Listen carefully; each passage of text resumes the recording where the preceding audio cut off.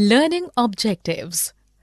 After completing this module, learners will be able to understand and describe the relation between dress codes and social hierarchy, understand and elaborate on the sumptuary laws and social hierarchy in the French society, understand and describe the differences in the notions of beauty, understand and describe how European women reacted to the imposition of dress codes, understand and describe in detail the impact of the two world wars on clothing, understand and explain the transformation in dressing style in the colonial period, understand and explain the British rules regarding dress code, understand and explain designing of national dress and Swadeshi movement, understand and elaborate on Gandhiji's experiments with clothing and khadi.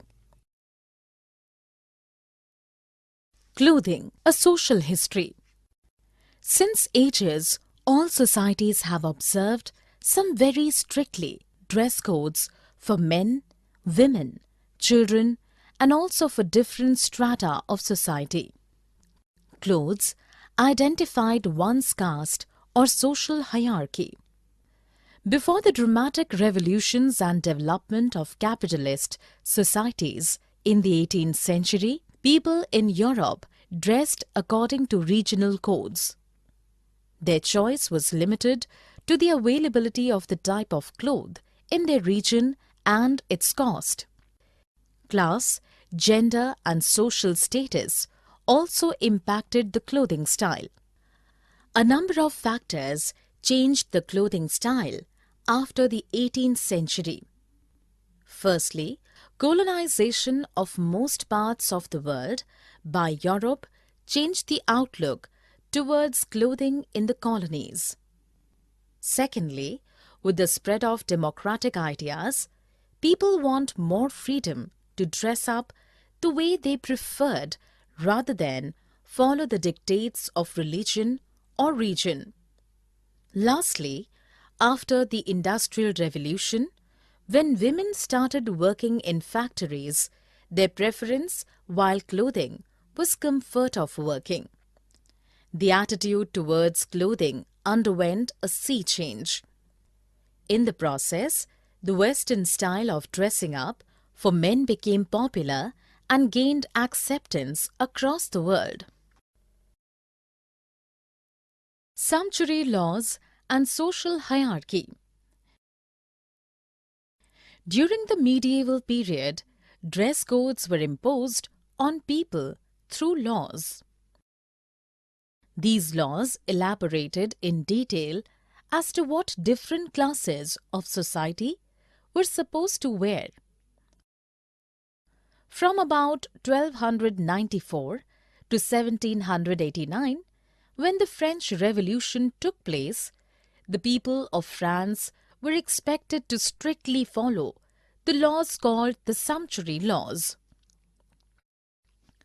Not only clothing, these laws also prevented those who were considered to be inferior from consuming certain foods and beverages. Usually this referred to alcohol and hunting game in certain areas. Even the number of clothes purchased per year and the material of clothing were prescribed in medieval France. Only the royalty could wear clothes made of expensive material like fur, ermine or silk, brocade and velvet. The velvet caps made of material imported from France and Italy were popular in amongst English men. England passed a law making it mandatory for all above the age of 6, with the exception of the higher class, to wear woolen caps on Sundays and holidays.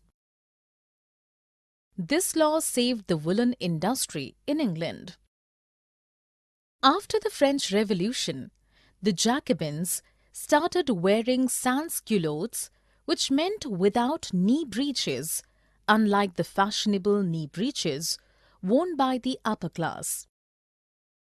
They started wearing clothes, loose and comfortable clothes. Blue, white and red were the dominant colors of their clothing. The simplicity of their clothing was meant to express the idea of equality. Sumptuary laws and social hierarchy. The end of sumptuary laws did not bring equality in terms of clothing in the European society. A number of aristocratic privileges and the laws that maintained those privileges were abolished, yet the difference in the upper and lower strata of the society was visible. The poor now were not barred by the law for eating or wearing by choice. What they wore was now governed by their earnings. Each class developed its own culture of dress. While being serious, strong, independent, and aggressive were seen as male qualities, women in Victorian England were groomed to be docile and dutiful, submissive and obedient. From the early years, girls were laced up and dressed in stays to hold their bodies straight. Older girls had to wear corsets to appear slim and slender. Small-waisted women were admired as elegant and graceful. Wearing corsets inflicted a lot of pain on a girl's body, but they had to put up with this image of an ideal attractive woman. How did women react to these norms? Women grew up believing the false ideals of womanhood. Right from childhood, it was ingrained in their minds to have small waist, bearing suffering, and to appear attractive, they must wear corsets, even if it meant insufferable pain. They accepted it all as normal. However, everyone did not agree with these values. By the 1830s, women in England started demanding their democratic rights. As the suffrage movement gained momentum, many began campaigning for dress reform. Women's magazines elaborated in detail that wearing tight dresses and corsets causes illness and deformities. It prevented normal body growth and also hampered blood circulation. Women fainted frequently due to excessive tight corsets. In America also, traditional feminine clothes were criticized for a variety of reasons. Long skirts swept the ground, collecting dirt and filth. The voluminous skirts were difficult to maintain and handle.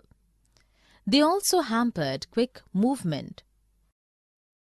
It was argued that if clothes were comfortable and convenient, then women could work and become independent. The reformers and supporters had to suffer hostility and ridicule at the hands of conservatives. Many believed that women would not look beautiful and feminine in non-traditional dress. The reformers, however, remained persistent in their efforts. By the end of 19th century, a drastic change in styles of clothing was observed.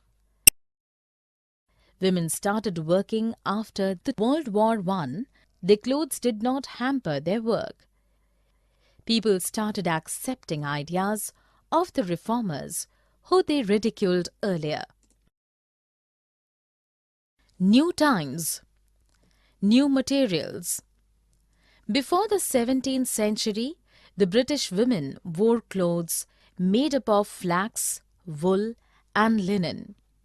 These fabrics were expensive and difficult to maintain. Trade with India in 1600 made cheap Indian chintz available in the European markets. It was a light, beautiful and easy to maintain fabric.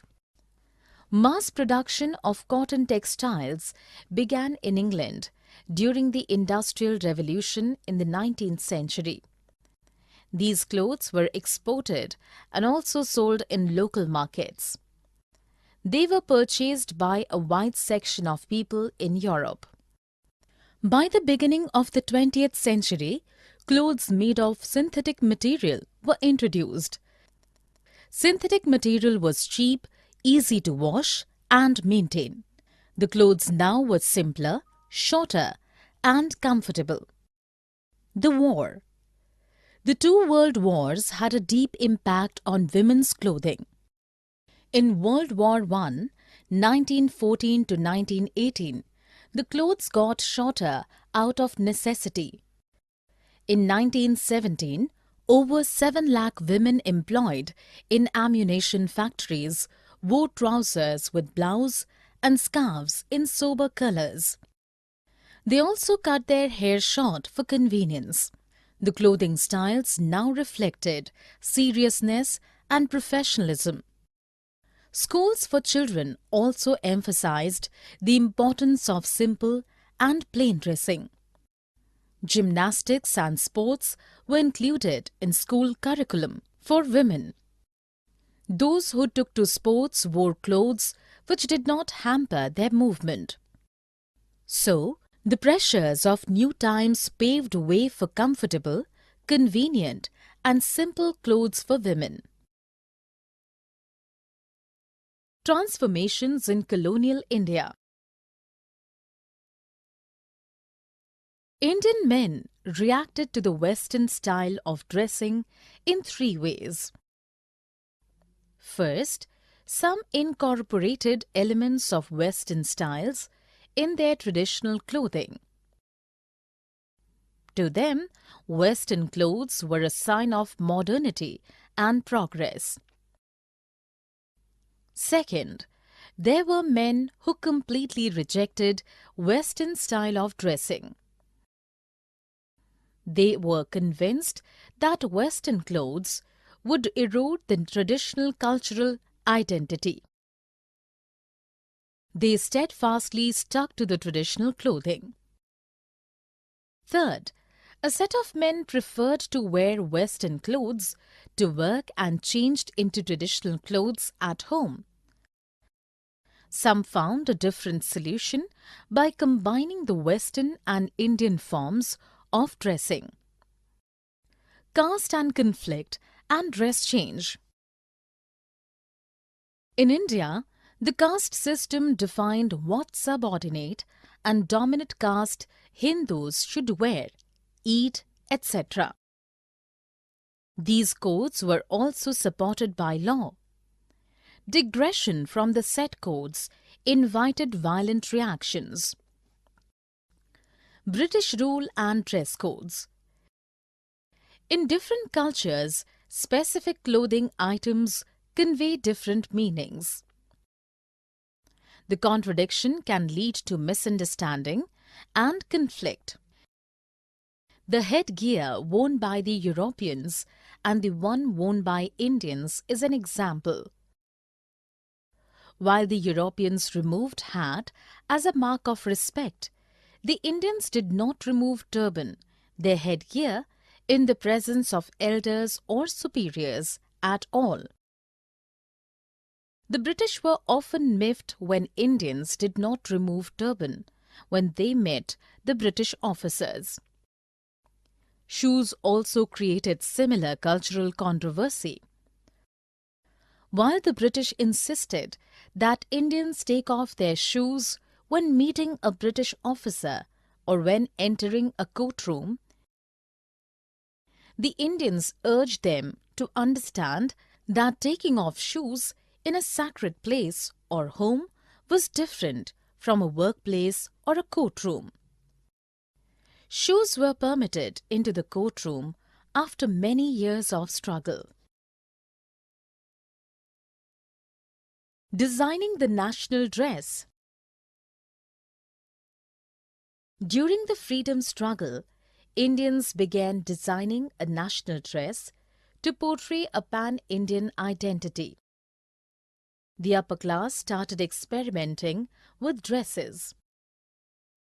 Rabindranath Tagore suggested a dress for men which had elements of Hindu and Muslim dress. It was named Chapkan. In 1870s, Jananada Nandini Devi, wife of Satyendranath Tagore, the first Indian member of the ICS, adopted the Parsi style of wearing the sari pinned to the left shoulder with a brooch and worn with a blouse and shoes. This gained popularity with the Brahmo Samaji women and was named Brahmika Sari. This move, however, was not successful as women in different parts of India continued to drape sari according to the regional style. The Swadeshi movement. Mechanized spinning and weaving of cloth increased the demand for raw material like cotton and indigo in Britain. The political control of India helped the British in two ways. They forced peasants to grow indigo for vested interests and also found a huge market for their goods, especially cotton cloth in India. As a result, India's leading textile centres, Murshidabad, Machilipatnam and Surat, declined as there was little demand. In 1905, when Lord Curzon announced the partition of Bengal, Indians rose in rebellion. The Swadeshi movement was a reaction to this announcement. People boycotted foreign goods or clothes. Use of khadi became a patriotic duty. Though khadi was expensive and everyone could not afford it, Mahatma Gandhi used it as a symbolic weapon against British rule. Designing the national dress. 2. Mahatma Gandhi's experiments with clothing. Mahatma Gandhi made khadi not only a symbol of self-reliance but also of resistance to the use of British mill-made cloth. In 1888, when Mahatma Gandhi went to London to study law, he adopted Western suits and gave up his traditional clothing of dhoti or paijama combined with a shirt or coat.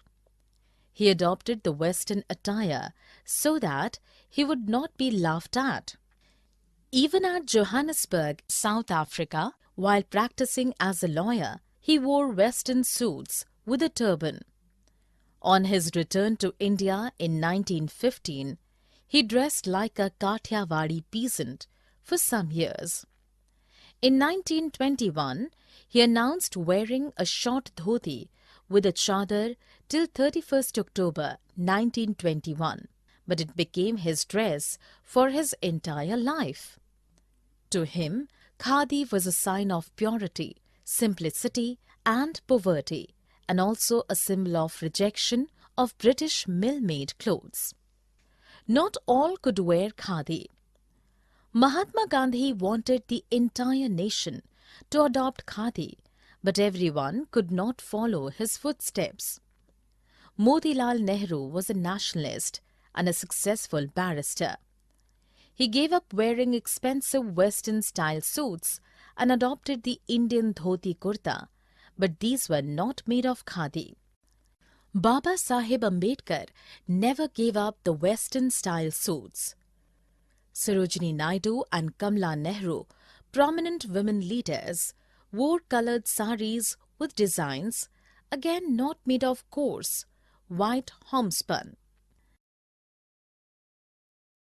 Summary.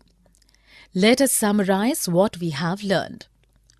All societies have observed, some very strictly, dress codes for men, women, children, and also for different strata of society.